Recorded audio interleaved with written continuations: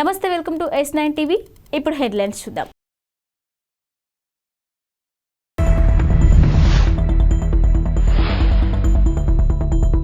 Why not Pulivendula Devineni Uma.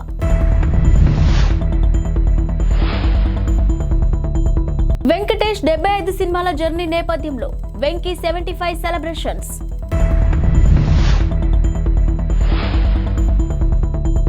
మూడు రోజుల పాటు పవన్ కాకినాడలో మకాం. ఓవైపు వైనాట్ Y75 అని ఏపీ ముఖ్యమంత్రి వైసీపీ శ్రేణుల్లో ఉత్సాహాన్ని నింపే ప్రయత్నం చేస్తున్నారు. ఇదే సమయంలో వైనాట్ పులివెందుల అని టీడీపీ నేతలు అంటున్నారు. ఇక తాజాగా ఎక్స్ వేదికగా మాజీ టీడీపీ నేత దేవినేని ఉమా స్పందిస్తూ వైనాట్ పులివెందుల అంటూ టీడీపీ నినదిస్తుందని చెప్పారు. ఇక ఈ ఏడాది ఆగస్టు 2023న సింహాద్రిపురంలో చంద్రబాబు పర్యటన, అదే ఊరిలోని ఈ నెలలో జరిగిన జగన్ పర్యటన వీడియోలను ఆయన షేర్ చేసుకొచ్చారు. ఇక పర్యటనకు జన నీరాజనం, జగన్ వస్తే పత్తాలేని జనం, జగన్ పని అయిపోయింది అని ఆయన ఎద్దేవా చేశారు. వెంకటేష్ 1986లో కలియుగ పాండవులు సినిమాతో హీరోగా ఎంట్రీ ఇచ్చారు. తొలి సినిమాతోనే భారీ విజయాన్ని అందుకున్నారు. ఇక ప్రేమ సినిమాతో యూత్ కి మరింత చేరువైన వెంకీ శ్రీనివాస కళ్యాణం, స్వర్ణ కమలం సినిమాలతో ఫ్యామిలీ ఆడియన్స్ కి చేరువయ్యారు. ఇక 90లలో వచ్చిన బొబ్బిలి రాజా, శత్రువు, కూలీ నెంబర్ 1 సినిమాలు ఆయనను తిరుగులేని స్టార్ ను చేశాయి. ఇక వెంకటేష్ తనకంటూ ఒక స్టైల్ ను సెట్ చేసుకున్నారు. తనదైన బాడీ లాంగ్వేజ్, డైలాగ్ డెలివరీతో అభిమానులను పెంచుకున్నారు. ఇక కామెడీ చేయడం అనేది ఫైట్స్ చేసినంత తేలిక కాదు. అలాంటి కామెడీని అవలీలగా పండించడం వెంకటేష్ కి ప్రత్యేకగా మారింది. జనసేన చీఫ్ పవన్ కళ్యాణ్ కాకినాడలో పర్యటించనున్నారు. ఈ నెల 28 నుంచి 3 రోజుల పాటు అక్కడే మకాం వేయనున్నారు. కాకినాడ పార్లమెంటు నియోజకవర్గంలో పార్టీ పరిస్థితిపై సమీక్ష జరపనున్నారు. జనసేన లోకల్ లీడర్లతో పాటు కార్యకర్తలను కలుసుకుంటారని సమాచారం. అయితే ఈ టూర్ షెడ్యూల్ను జనసేన ఇంకా అధికారికంగా ప్రకటించలేదు. ఇక మంగళవారం సాయంత్రానికి షెడ్యూల్పై స్పష్టత రానుందని పార్టీ వర్గాలు తెలిపాయి. జనసేనాని సమీక్ష తర్వాత కాకినాడ పార్లమెంటు పరిధిలోని నియోజకవర్గాలలో పార్టీ ఎక్కడి నుంచి పోటీ చేయనుందనే విషయంపై క్లారిటీ వస్తుందని ఆ పార్టీ నేతలు చెప్తున్నారు. అనధికారిక సమాచారం ప్రకారం ఈ నెల 28, 29, 30 తేదీలలో పవన్ కళ్యాణ్ కాకినాడలో పర్యటిస్తారు. ఇక ఆయన పర్యటనపై జనసేన వర్గాలతో పాటు మిగతా పార్టీ నేతల్లోనూ ఆసక్తి నెలకొంది. ఎన్నికలకు సమయం దగ్గర పడుతున్న తరుణంలో ఏపీ రాజకీయాల్లో ఆసక్తికర పరిణామాలు చోటు చేసుకుంటున్నాయి. ఇప్పటికే టీడీపీ, జనసేన పార్టీలు పొత్తు పెట్టుకున్నాయి. ఇక ఎవరు ఊహించిన విధంగా టీడీపీ అధినేత చంద్రబాబుతో ప్రముఖ ఎన్నికల వ్యూహకర్త ప్రశాంత్ కిషోర్ భేటీ అయ్యారు. ఈ ఎన్నికలో టీడీపీ తరఫున పీకే పనిచేసే అవకాశాలు కనిపిస్తున్నాయి. ఇక మరోవైపు తెలంగాణలో విజయం సాధించిన కాంగ్రెస్ పార్టీ ఇదే జోరులో ఏపీలో కూడా కొంత పుంజుకునే విధంగా వ్యూహాలను రచిస్తుంది. అవసరమైతే ఏపీ ఎన్నికల్లో కాంగ్రెస్ తరపున పోటీ చేస్తానని టీఎస్ సీఎం రేవంత్ రెడ్డి ఇప్పటికే ప్రకటించారు.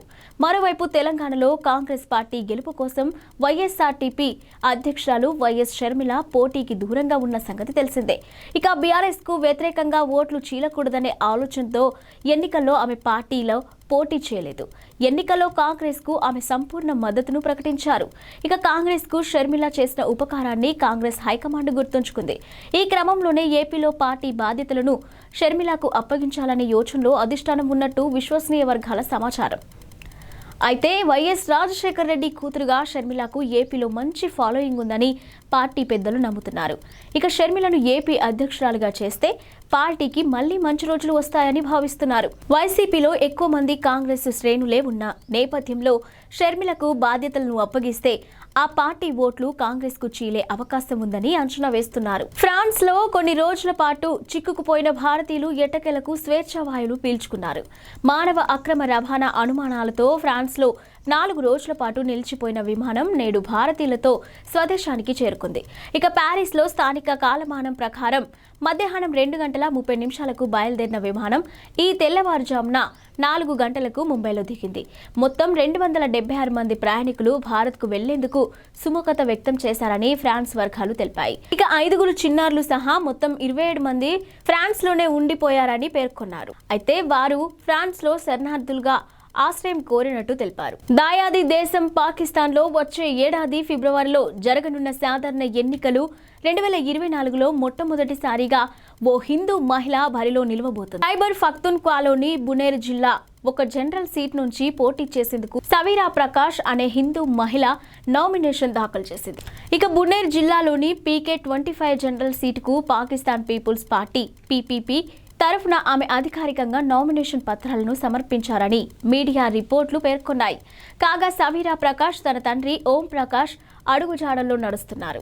ఇక డాక్టర్గా ఇటీవలే పదవి విరమణ చేసిన ఓం ప్రకాష్ గత 35 ఏళ్లుగా PPP కోసం అంకిత భావంతో పనిచేస్తున్నారు. దీంతో తండ్రి మాదిరిగా ప్రజా సేవ చేయాలని సవీరా భావిస్తున్నారంట. ఇక వచ్చే ఎన్నికల్లో గెలుపుపై ఆమె ఆశాభావంతో ఉన్నారు. బునేర్ జిల్లాలో పోటీ చేస్తున్న మొట్టమొదటి మహిళ సవీరా ప్రకాష్ అని స్థానిక రాజకీయ నాయకుడు సలీం ఖాన్ పేర్కొన్నట్టు మీడియా రిపోర్టులు చెబుతున్నాయి. తెలంగాణ నూతన ముఖ్యమంత్రి రేవంత్ రెడ్డిని మెగాస్టార్ చిరంజీవి కలిశారు. జూబ్లీహిల్స్ లోని రేవంత్ నివాసానికి వెళ్లిన చిరంజీవి ఆయనతో మర్యాదపూర్వకంగా భేటీ అయ్యారు. ఇక తన ఇంటికి వచ్చిన చిరంజీవిని రేవంత్ ఆప్యాయంగా ఆహ్వానించారు. వీరిద్దరూ కాసేపు పలు విషయాలపై మాట్లాడుకున్నారు. ఇక రేవంత్ పేరును సీఎంగా కాంగ్రెస్ హైకమాండ్ ప్రకటించిన వెంటనే అందరికంటే ముందుగా ఆయనను చిరంజీవి అభినందించారు. మీ నాయకత్వంలో రాష్ట్రం మరింత అభివృద్ధి పథంలో ముందుకు సాగాలని, మీరు ఉన్నత స్థాయికి ఎదగాలని ఆశిస్తున్నానని చిరంజీవి ట్వీట్ చేశారు. ఇక రేవంత్ను కలిసేందుకు సినీ ప్రముఖులు ఇప్పటికే అపాయింట్మెంట్ కోరారు. ఇక త్వరలోనే మనం కలుద్దామని వారికి రేవంత్ చెప్పారు. ఈలోపే రేవంత్ను చిరంజీవి వ్యక్తిగతంగా కలిశారు. ఇక మరోవైపు రేవంత్ చిరంజీవి భేటీ అయిన ఫోటోలు సోషల్ మీడియాలో వైరల్ అవుతున్నాయి. ఈ ఫోటోలను రేవంత్ తన అధికారిక ట్విట్టర్ ఖాతాలో పోస్ట్ చేశారు. మర్యాదపూర్వకంగా చిరంజీవి గారిని కలవడం జరిగిందని రేవంత్ అన్నారు. ఏపీ ప్రస్తుతం ఉద్యమాంధ్రప్రదేశ్గా మారిందని టీడీపీ జాతీయ ప్రధాన కార్యదర్శి నారా లోకేష్ వ్యాఖ్యానించారు.